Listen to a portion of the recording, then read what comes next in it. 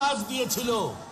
আপনার একটা ভোটের শক্তি কাশ্মীর থেকে অযোধ্যা পর্যন্ত দেখা গেছে। এবার আপনাদের জোরে ছাপ টিএমসি সাপ মন্ত্র নিয়ে এগিয়ে যেতে হবে। এবার সময়ের পরিস্থিতি বদলে যাচ্ছে। পিসি আর ভাইপোকে পশ্চিমবঙ্গ থেকে সরাতে আপনারা পুরোপুরি তৈরি আছেন। বাংলায় আমাদের লড়াই টিএমসির সঙ্গে, কিন্তু তার সঙ্গেই এদের লুকিয়ে থাকা বন্ধুদের থেকেও সাবধানে থাকতে হবে। খেলার মধ্যে ম্যাচ ফিক্সিং হয়ে থাকে, কিন্তু এবার লেফট কংগ্রেস আর তৃণমূল মিলে রাজনীতিতে পর্দার আড়ালে ম্যাচ ফিক্সিং করছে। দিল্লিতে লেফট কংগ্রেস আর তৃণমূল এরা তিনজনে একসঙ্গে বন্ধ ঘরে দেখা করে, গল্প করে, একসঙ্গে বসে রণনীতি ঠিক করে। কেরলে কংগ্রেস আর লেফট মিলে ডিল করে রেখেছে 5 বছর তুমি লুট করো, 5 বছর আমরা লুট করব। কিন্তু বাংলাতে লেফট আর তৃণমূল একে অন্যের সঙ্গে লড়াই করার শুধু নাটক করে চলে। সেই জন্য লেফট আর কংগ্রেসকে ভোট দেওয়ার মানে হলো এই পর্দার আড়ালে যে খেলা চলছে সেই খেলায় অংশ নেওয়া। আমাদের সজাগ থাকতে হবে। আসল পরিবর্তন, আসল পরিবর্তন, আসল পরিবর্তন চাকরি, চাকরি, নারী সুরক্ষা, নারী সুরক্ষা, কৃষক সুরক্ষা, কৃষক সুরক্ষা, বিকাশ, বিকাশ, সুশাসন, সুশাসন, সোনার বাংলা, সোনার Bangla, BJP, BJP, BJP, BJP. এই বিশ্বাসের সঙ্গে আপনাদের সবাইকে আরো একবার আমি অনেক অনেক ধন্যবাদ জানাই। ভারত মাতা কি, বন্দে বন্দে বন্দে।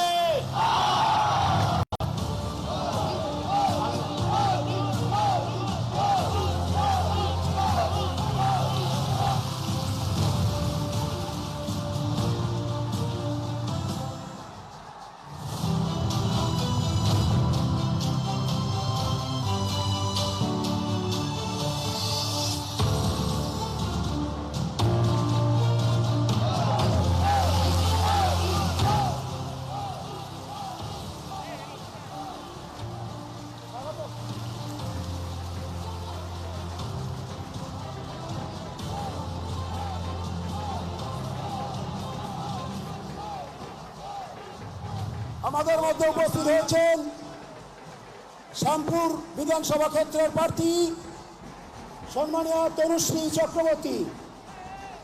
আমাদের মধ্যে উপস্থিত হয়েছেন বাগনান বিধানসভার প্রার্থী সম্মানীয় অনুপম মল্লিক মহাশয়। আমি প্রত্যুষদাকে 2-4 কথা বলার জন্য মঞ্চের সামনে আহ্বান করব।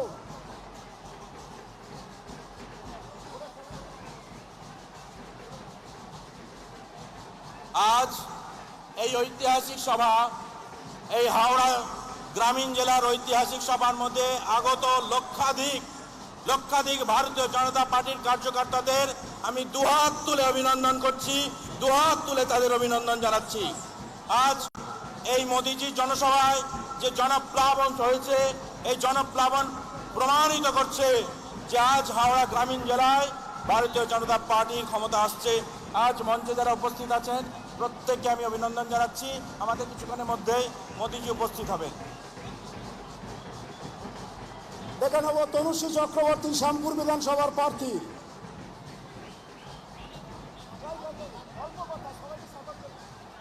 নমস্কার। ভারত মাতা কি, ভারত মাতা কি।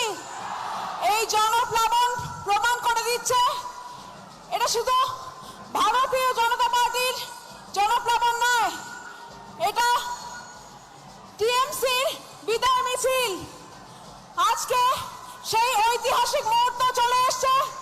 আজকে সেই ঐতিহাসিক মুহূর্তে আমরা সবাই যারা উপস্থিত রয়েছি আমার এবং আপনারা সবাই একসঙ্গে সামিল হয়েছি। এটা আমাদের জন্য একটা গর্বের মুহূর্ত। আমরা আজকে আসুন শপথ নিই, আমরা গড়ব সোনার বাংলা, আমরা আনবো আসল পরিবর্তন। নমস্কার। আমাদের মধ্যে উপস্থিত হয়েছেন পাপিয়া অধিকারী, আপনাকে কিছু বলার জন্য ডেকে নেব। পাপিয়াদি। নমস্কার সবাইকে, অনেক অনেক অভিনন্দন, অনেক অনেক শুভেচ্ছা, বুক ভরা আদর আপনাদের সবাইকে। আমাদের মধ্যে এসে গেছে ভারতের যশস্বী প্রধানমন্ত্রী নরেন্দ্র দামোদর মোদী। উনি এসে আপনাদের বলবে কেমন করে সোনার বাংলা গড়া যায়, কেমন করে সোনার উলুবেড়িয়া গড়া যায়, কেমন করে দুষ্টের পতন হবে, কেমন করে অত্যাচারের বিনাশ হবে। বলুন জয় মা জগদ্ধাত্রী, বিনাশ করে অত্যাচারী, অত্যাচারের বিনাশ হোক। আমি একটা সামান্য সৈনিক মাত্র, আপনারাই আমাদের সেনাপতি। আপনাদের কথা অনুযায়ী, আপনাদের দেখানো পথ অনুযায়ী আমি চলবো। আমাকে আপনারা আশীর্বাদ দেবেন। আগামী শুধু 5 বছর নয়, পর পর 5 বছর ধরে আমি যেন সোনার বাংলা গড়ে থাকতে পারি। সোনার বাংলা জিন্দাবাদ, ভারত মাতা কি। এটা বাংলার জাগ্রত চেতনা। ধন্যবাদ পাপিয়াদিকে। বাগনান বিধানসভার প্রার্থী প্রাক্তন সভাপতি অনুপম মল্লিক আপনাদের সামনে 2-4 কথা বক্তব্য রাখবেন। পবিত্র ষষ্ঠীর এই পুণ্য লগ্নে ভারত মাতাকে, ভারত মাতাকে জয় শ্রীরাম, প্রণাম জানাচ্ছি। জয় জয় শ্রীরাম, পরমহংস জয় জয় শ্রীরাম। বিবেকানন্দ, জোরে বলতে হবে, নবান্ন থেকে দিদিকে তাড়াতে হবে। শ্রী তাই জয় শ্রীরাম, বাবা লোকনাথ, জয় জয় শ্রীরাম। ঠাকুর অনুকূল চন্দ্র, বন্ধুগণ, মা আজ এই হাওড়া গ্রামীণ জেলার অসংখ্য এক ঐতিহাসিক সমাবেশে ভক্তে বক্তব্য রাখবেন আর কিছুক্ষণের মধ্যে আজ আমি ভারতবর্ষের যশস্বী প্রধানমন্ত্রী শ্রী নরেন্দ্র দামোদর দাস মোদীজি। তার আশীর্বাদ আমরা তার বক্তব্য শুনব, কিন্তু তার আগে এই তৃণমূল সরকারের সন্ত্রাস আর এই তৃণমূল সরকারের কাটমানির সরকার, এই তৃণমূল সরকারের রাহাজানি সরকার, মহিলাদের সম্ভ্রম না রাখার সরকার, চাল চুরির সরকার, কাটমানির সরকার, টেট পরীক্ষা দিতে দেয়নি তার সরকার, এই সরকারকে আগামী 6 এপ্রিল যে নির্বাচন, সেই নির্বাচনে বিদায় জানাতে হবে।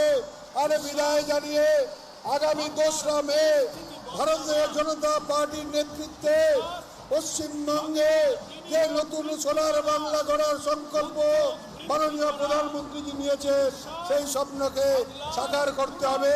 তার জন্যে আমরা আজকে এসেছি। প্রধানমন্ত্রী আর কিছুক্ষণের মধ্যেই বক্তব্য রাখবেন। সকলে খুব ভালো থাকবেন, সুস্থ থাকবেন, নিজের ভোট নিজে দিতে যাবেন, কোনো ভয় নেই। কেন্দ্রীয় বাহিনী চতুর্দিকে পিঠে থাকবে, আপনারা শুধু আপনাদের ভোটাধিকার প্রয়োগ করবেন। সকলকে ভালো থাকবেন, ধন্যবাদ। বন্দে মাতরম, ভারত মাতা কি জয়। সব বাধা ধন্যবাদ অনুপম দাকে। আমি ডেকে নেব সুমিত রঞ্জন খাড়া, উদয়নারায়ণপুর বিধানসভার প্রার্থী। কলকাতায় বস্তিতে যারা বসবাস করেন, भारत माता की, भारत माता की जय श्री राम। পরিবর্তন আসন্ন, শুধু সময়ের অপেক্ষা। জনপ্লাবন হয়ে গেছে এখানে। সবাইকে আমার প্রণাম, নমস্কার এবং माननीय प्रधानमंत्री मोदी जी स्वागतम, प्रधानमंत्री जी स्वागतम, प्रधानमंत्री जी स्वागतम, प्रधानमंत्री जी स्वागतम, प्रधानमंत्री जी स्वागतम। भारत माता की, भारत माता की।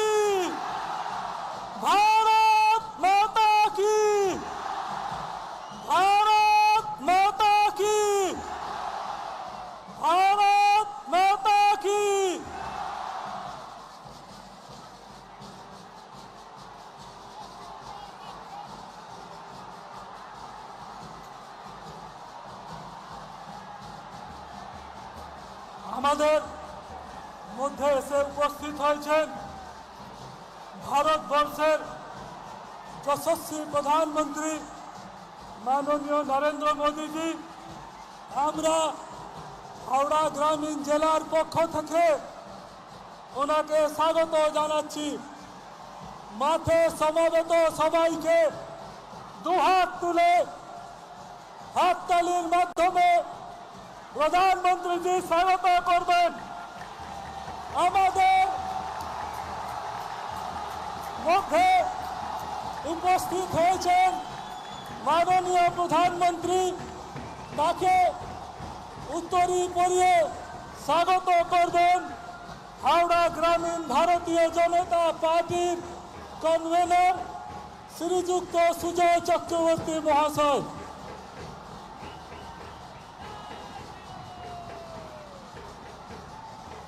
আমরা এই সন্ধিক্ষণে মাননীয় প্রধানমন্ত্রীকে স্বাগত করছেন এই জেলার কনভেনর শ্রী সুজয় চক্রবর্তী মহাশয়। আমি জেলার কনভেনর মাননীয় সুজয় চক্রবর্তীকে দু এক কথা সংক্ষেপে বলার জন্য আহ্বান করছি।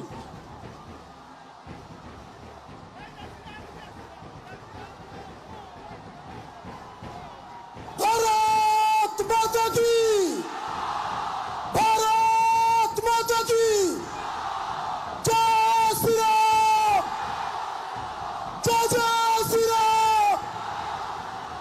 मोदी जी मोदी जी मोदी जी जिंदाबाद। बीजेपी बीजेपी बीजेपी जिंदाबाद। সকলকে ধন্যবাদ জানাবো। এই ঐতিহাসিক উলবেড়িয়া লোকসভা কেন্দ্রে আজ ইতিহাস সৃষ্টি হয়ে গেল। বিশ্বের সর্ববৃহৎ গণতান্ত্রিক রাষ্ট্র, বিশ্বের সর্ববৃহৎ রাজনৈতিক দলের প্রধানমন্ত্রী, সম্মানীয় প্রধানমন্ত্রী আমাদের এই ভূমিতে পদার্পণ করেছে। আপনারা হাওড়া গ্রামীণ জেলার সমস্ত বিজেপির কার্যকর্তারা খুবই ভাগ্যবান। আর আজকের এই ঐতিহাসিক দিনে সকলকে আমার একটি নিবেদন যে হাওড়া গ্রামীণ জেলার 8টি বিধানসভা আছে। সম্মানীয় প্রধানমন্ত্রীকে সম্মান জানাবার জন্য আমরা আমাদের শেষ বিন্দু দিয়ে লড়ে যাবো এবং 8টা বিধানসভা জয়লাভ করবো। এটুকুই বলার। সকলকে জাতীয়তাবাদী গৌরী অভিনন্দন জানাই। বন্দে মাতরম, ভারত মাতা কি।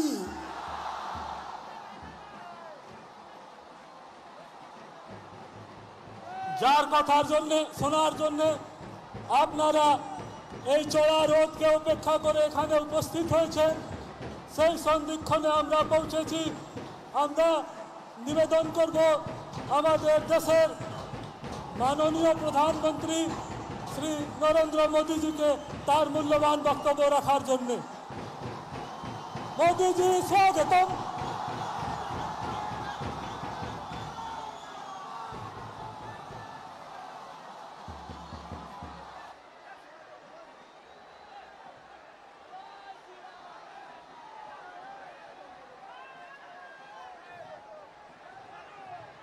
भारत माता की, भारत माता की, भारत माता की। नमस्कार। नेताजी के क्रांति क्षेत्र शरद चंद्र चट्टोपाध्याय के कर्म क्षेत्र श्री रामकृष्ण परमहंस स्वामी विवेकानंद की परंपरा को समृद्ध करने वाले बेलूर मठ की इस पावन धरा को मैं आज आदर पूर्वक नमन करता हूं, श्रद्धा पूर्वक नमन करता हूं। हावड़ा की ये धरती पश्चिम बंगाल के समृद्ध अतीत का प्रतीक है। अब इसी धरती की संतानें बंगाल के उज्जवल भविष्य के लिए कमर कस चुकी है। सोनार बांग्ला के संकल्प को सच करने के लिए एक विशाल लहर मैं मेरे सामने देख रहा हूं। चारों तरफ लोग ही लोग हैं। और मैं बंगाल में इन दिनों जब भी आता हूं, एक के बाद एक रैली नए रिकॉर्ड एस्टैब्लिश कर रही है। भाई और बहनों, ये चुनाव सिर्फ सत्ता के परिवर्तन का नहीं है, बल्कि ये चुनाव आशोल परिवर्तन लाने का महायज्ञ है। ये चुनाव पश्चिम बंगाल की आकांक्षाओं का, नौजवानों के एस्पिरेशंस का है। आज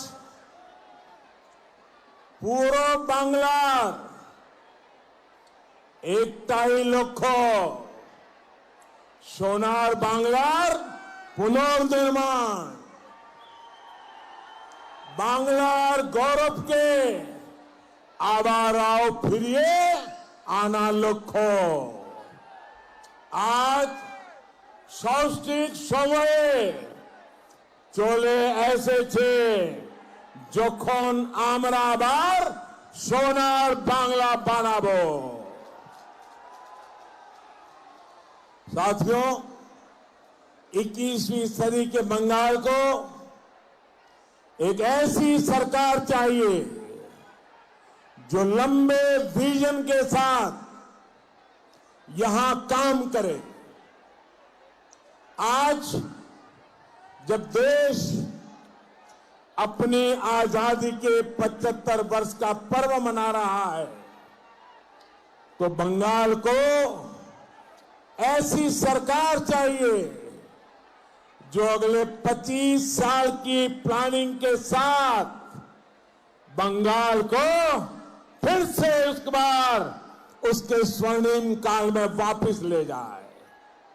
लेकिन ममता दीदी के 10 साल का शासन इस बात का गवाह है कि उनके पास इसके लिए न विजन है और न ही इच्छा शक्ति है।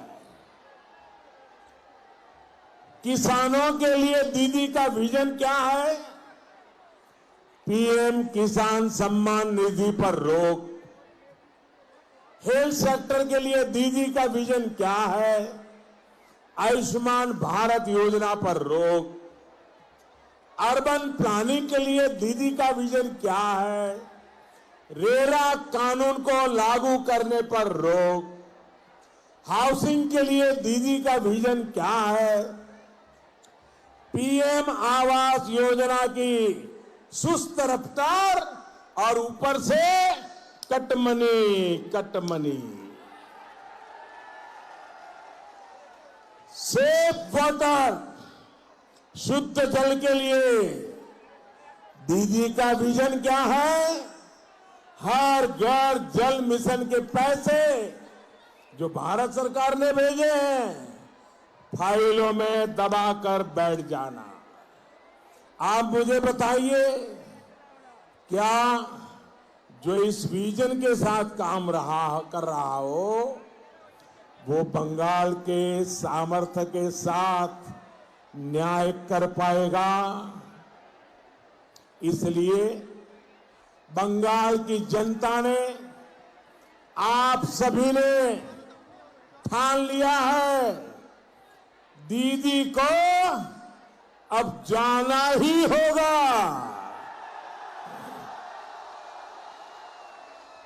दीदी को अब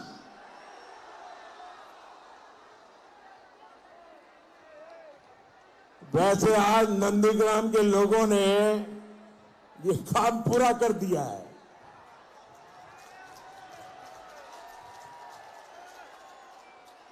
अब बंगाल की जनता और इंतजार नहीं कर सकती। अपने भविष्य को बचाने के लिए, अपने बच्चों के भविष्य को बचाने के लिए, अपनी पहचान को बचाने के लिए बंगाल के लोग आज सिर्फ चुनाव में हिस्सा नहीं ले रहे हैं, बल्कि वो बंगाल के पुनर्जागरण का मार्ग तैयार कर रहे हैं। साथियों, बंगाल के प्रतिभाशाली लोगों ने दुनिया को दिशा दिखाई है, हर क्षेत्र में दिशा दिखाई है। एक जमाने में समुद्री ट्रांसपोर्ट का, इंडस्ट्रियल प्रोडक्शन का सबसे बड़ा केंद्र अगर देश का कोई था तो यही क्षेत्र था। वो भी दिन थे जब हावड़ा को इंजीनियरों का गढ़ कहा जाता था। ये संस्थान रिवर्स इंजीनियरिंग के उद्योगों के लिए जाना जाता था। ये वो समय था जब यहां सैकड़ों मेटल कारखाने हुआ करते थे, लेकिन गवर्नेंस की कमी ने, सुशासन की कमी ने ये सब तबाह कर दिया। नतीजा ये कि यहां के बड़े बड़े कल कारखाने इतिहास हो गए। आयरन एंड स्टील इंडस्ट्री हो, पीवीसी मोल्डिंग यूनिट्स हो, ऐसे अनेक उद्योग या तो बंद हो गए या बंद होने की कगार पर है। यहां के जूट उद्योग की स्थिति, जरी उद्योग की स्थिति सबसे आप भली भांति परिचित है। साथियों, जो भी बंगाल के पूर्वजों ने कमाया था, जो भी बंगाल के पूर्वजों ने जुटाया था, यहां जो भी सरकारें आई, सभी सरकारों ने बर्बाद करके रख दिया है। आज दीदी की सरकार की पहचान क्या है? दीदी की सरकार यानी तोलाबाजों की सरकार। दीदी की सरकार यानी सिंडिकेट की सरकार। दीदी की सरकार यानी माताओं बहनों पर अत्याचार करने वालों की सरकार। और ऐसे में बंगाल का नौजवान सबसे ज्यादा परेशान है। तेजी से बदलती हुई दुनिया में यहां का नौजवान हर रोज नए अवसर गंवा रहा है। नतीजा ये कि यहां के टीचर खून से चिट्ठियां लिखने के लिए मजबूर है।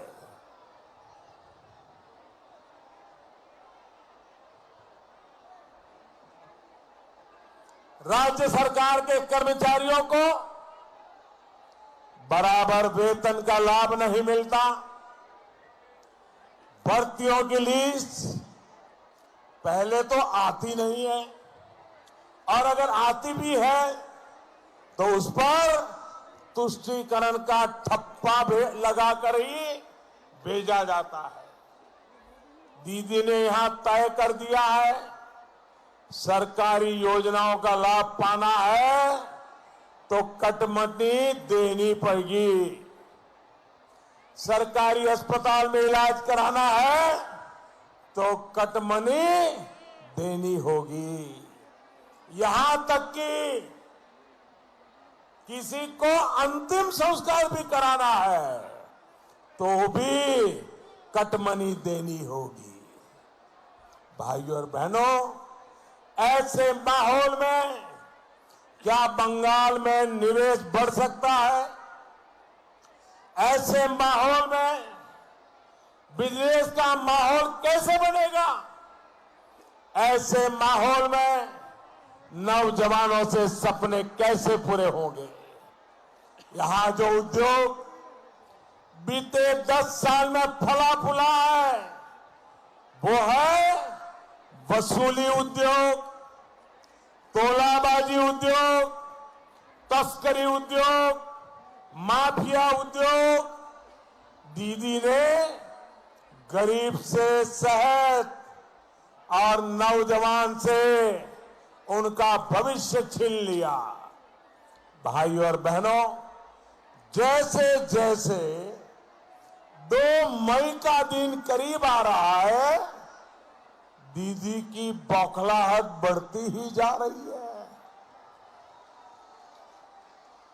दीदी कभी मुझे बाहरी कहती है तो कभी टूरिस्ट कहती है। उनका गुस्सा देखकर मैं कभी कभी सोच में पड़ जाता हूं। जिस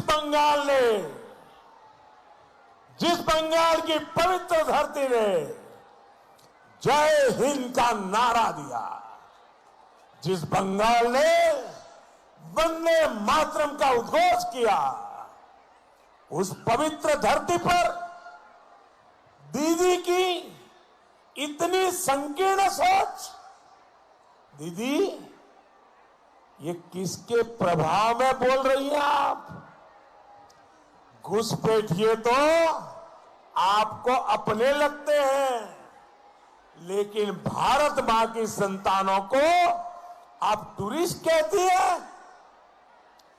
आपकी इन बातों को पूरा देश सुन रहा है। भाई और बहनों, बीजेपी वो पार्टी है जो बंगाल के सपूत मां भारती के लाल डॉक्टर श्यामा प्रसाद मुखर्जी के सपनों और संकल्पों से जुड़ी हुई है। जिस तिरंगे के लिए डॉक्टर मुखर्जी ने अपना बलिदान दिया, बीजेपी उस तिरंगे को कश्मीर से कन्याकुमारी तक पूरी शान से फहरा रही है। हम तिरंगे की आन बान शान के लिए मर मिटने वाले लोग हैं। ये बाहरी बोलकर देश के लोगों में भेद करना बंद करिए दीदी, बंद करिए। ये बाहरी बोलकर संविधान का पान करना बंद करिए दीदी।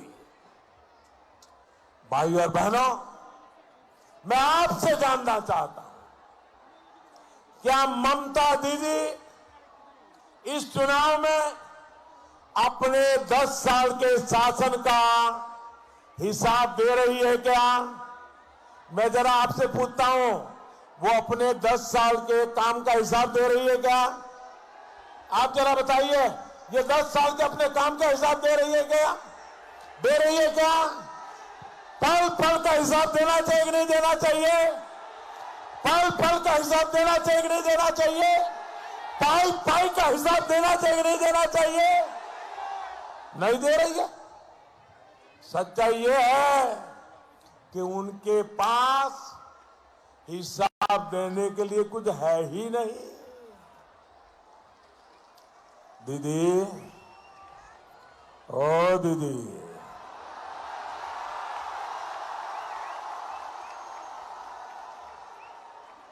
उलूबेड़िया के, हावड़ा के ये लोग आपसे जानना चाहते हैं, अम्फान राहत के पैसे कहां गए? जवाब देना चाहिए कि नहीं देना चाहिए? अगर दीदी नहीं देती तो भतीजा दे दे। दीदी, आपको अंदाजा नहीं है कि बंगाल के लोग आपको बराबर पहचान गए हैं। बंगाल के लोग आपसे कितना नाराज हैं, आपको बंगाल के लोगों के गुस्से से अब कोई नहीं बचा सकता दीदी, कोई नहीं बचा सकता है। दीदी दीवार पर लिखा हुआ पढ़ लीजिए, आंख खोल करके पढ़ लीजिए, कान खोल करके दीदी सुन लीजिए। ये बंगाल की जनता इस चुनाव में आपको सजा दे करके रहने वाली है।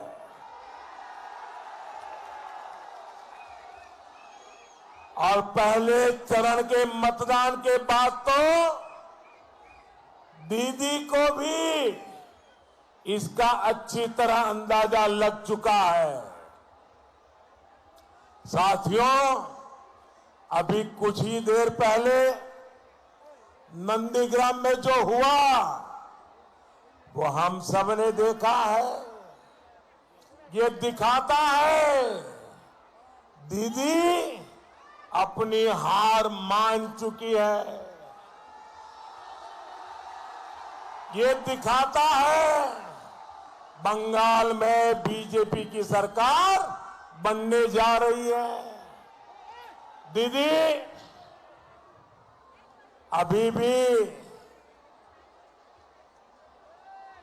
आखिरी तबक्का जो है उसके चुनाव के नामांकन अभी बाकी है। जरा बताइए ये अफवाह में कितनी सच्चाई है। यहां जो लोगों में कानाफूसी चल रही है कि आप अचानक किसी एक सीट पर आखिर में फॉर्म भरने जा रही हो, क्या ये सच्चाई है क्या? दीदी पहली बार आप वहां गई, वहां की जनता ने दिखा दिया। अब कहीं और जाओगी, ये बंगाल के लोग तैयार बैठे हैं। भाई और बहनों, बीजेपी बंगाल के चौतरफा विकास के लिए प्रतिबद्ध है। केंद्र सरकार यहां हावड़ा सहित कोलकाता से सटे इस पूरे क्षेत्र में आधुनिक कनेक्टिविटी पर बहुत अधिक फोकस कर रही है। मेट्रो सेवा का विस्तार आज तेजी से किया जा रहा है। हाईवे और रेल कनेक्टिविटी को भी सशक्त किया जा रहा है। हल्दिया से बनारस के बीच इनलैंड मोटरवे का विस्तार किया जा रहा है। इनलैंड मोटरवे को सस्ते ट्रांसपोर्ट का बेहतरीन माध्यम बनाने का प्रयास तेजी से चल रहा है। कनेक्टिविटी बेहतर होगी तो उद्योग के लिए, निवेश के लिए एक अच्छा माहौल बनेगा। भाई और बहनों, भाजपा की डबल इंजन की सरकार की पॉलिसी यहां के जूट उद्योग को बल देने की है। यहां जूट मिलों के मजदूर कोर्ट कचहरी के चक्कर लगाने के लिए मजबूर है। भाजपा की केंद्र सरकार जूट किसानों से लेकर जूट मजदूरों तक हर एक को मदद पहुंचाने में जुटी है।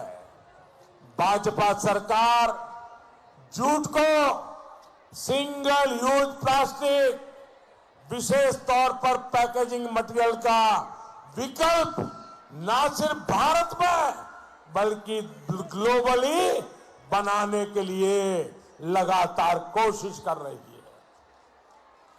केंद्र सरकार ने खाद्यान्न की पैकेजिंग 100% जूट में और चीनी की पैकेजिंग 20% जूट में करने को अनिवार्य बनाया है। बीते 6 साल में केंद्र सरकार ने जूट का एमएसपी 85% से अधिक बढ़ाया है। जूट किसानों को बेहद बीज मिले, इसके लिए हमारी सरकार ने एक विशेष बीज वितरण योजना शुरू की गई है ताकि उन्नत किस्म के बीज किसानों को मिल सके। भाई और बहनों, दीदी की सरकार ने सिर्फ जूट किसानों और जूट मिलों के साथ ही अन्याय नहीं किया, बल्कि यहां के पान और आलू किसानों को भी अपने हाल पर छोड़ दिया। भंडारण की, कोल्ड स्टोरेज की सुविधा के अभाव में आलू किसानों को बहुत अधिक नुकसान में हर बार अपनी उपज को बेचना पड़ता है। आलू किसानों को तोलाबाजों ने, बिचौलियों ने बर्बाद करके रख दिया है। भाजपा की डबल इंजन की सरकार आलू किसानों को बिचौलियों से मुक्त करने के लिए प्रतिबद्ध है। बंगाल में बीजेपी सरकार बनने के बाद यहां फूड प्रोसेसिंग उद्योग को, स्टोरेज कैपेसिटी को बढ़ाने पर और तेजी से काम किया जाएगा। साथियों, दीदी ने बंगाल के किसानों के साथ बहुत बड़ा विश्वासघात किया है। देश के किसान अपनी छोटी छोटी जरूरतें पूरी कर सके, इसलिए केंद्र सरकार ने पीएम किसान सम्मान योजना शुरू की है। इस योजना के तहत अब तक देश के 10 करोड़ से अधिक किसान उनके बैंक खाते में सीधे 1.25 लाख करोड़ रुपए, सुनिए दोस्तों, 1.25 लाख करोड़ रुपए से ज्यादा सीधे किसानों के खाते में जमा किए। लेकिन बंगाल के एक भी किसान को इसका लाभ नहीं मिला। क्यों? दीदी को किसानों से दुश्मनी लगती है। अब बंगाल में जैसे ही बीजेपी की सरकार बनेगी, बंगाल के किसानों को पीएम किसान योजना का लाभ देने का काम शुरू किया जाएगा।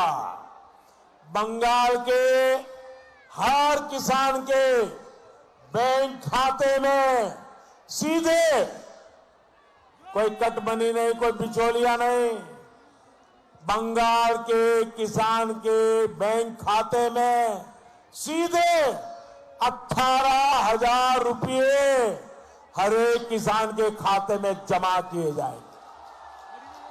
18,000 रुपये। इसी तरह एक विशेष योजना चलाकर हमारे मछुआरे भाई बहनों को भी भाजपा की बंगाल सरकार में सीधे पैसे ट्रांसफर की योजना है। भाई और बहनों, बंगाल के लिए हमारा सपना बहुत बड़ा है। बंगाल के लिए हमारा संकल्प भी बहुत बड़ा है। ये हम सभी मिलकर के पूरा करेंगे और इसलिए इस बार जोर से छाप, कमल छाप, जोर से छाप, जोर से छाप, जोर से छाप। 2 मई के बाद यहां डबल इंजन की सरकार बनेगी और आप देख लेना, भाईपुर विंडो बंद होबे, भाईपुर विंडो बंद होबे, निवेशर विंडो खुलबे, निवेशर विंडो खुलबे, शिल्पर विंडो खुलबे। आपनारा आपनारा भय पाबेन ना, आपनारा भय पाबेन ना, आपनारा নিশ্চিন্তে ভোট দিন। আপনারা निश्चित वोट दिन। आप सभी का भारी संख्या में आकर हम सबको आशीर्वाद दिया, इसके लिए मैं आप सबका बहुत आभार व्यक्त करता हूं। मेरे साथ बोलिए भारत माता की।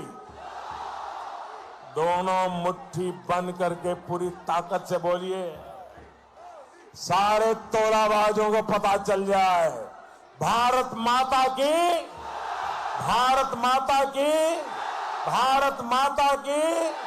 वंदे वंदे वंदे वंदे वंदे वंदे वंदे वंदे वंदे वंदे वंदे।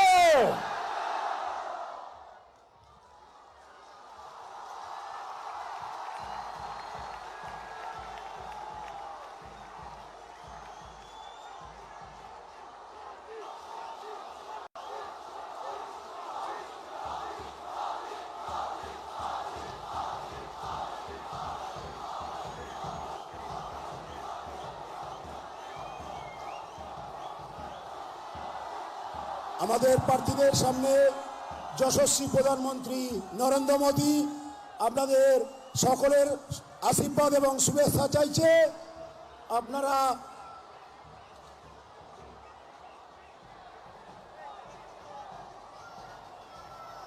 আমাদের আজকের এই ঐতিহাসিক জনসভা যশস্বী প্রধানমন্ত্রী নরেন্দ্র মোদীর বক্তৃতার সাথে সাথে